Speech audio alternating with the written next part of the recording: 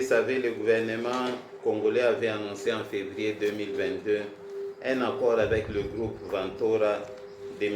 Dan Gettler et l'avait présenté comme bénéfique pour le pays. Au niveau de notre coalition, le Congo n'est pas à vendre.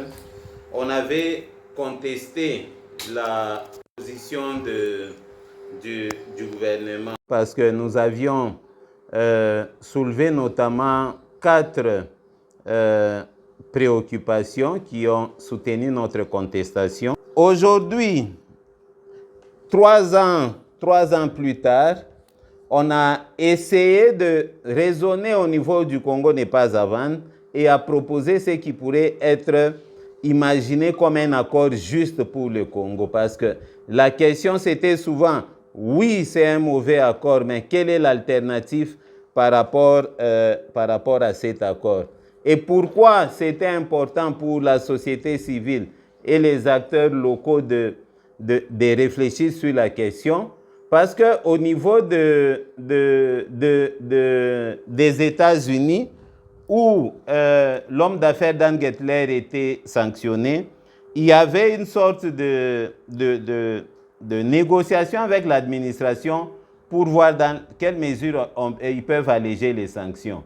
Or, les sanctions, comme vous le savez, c'est parmi les pressions économiques qui permettent par moment aux États et à certains investisseurs véreux de rentrer en arrière et de signer des accords qui sont justes pour le Congo. Alors, pour aboutir à un accord qui pourrait être juste pour le Congo et pour sa population, au niveau du Congo n'est pas à vendre, nous avons noté 5 principes. Le premier principe, nous avions pensé que pour aboutir à un accord qui est juste pour le Congo, on doit reconnaître le bien mal acquis illicitement comme envisagé par l'administration américaine en 2017. Et on doit intégrer à l'accord une clause dans laquelle Dan Gettler reconnaît avoir acquis certains de ses actifs illicitement et cela doit être en réalité le point de départ pour organiser la récupération de ces actifs pour la RDC. Deuxième principe, on doit organiser une évaluation indépendante du portefeuille d'actifs liés à Gettler au niveau de la RDC.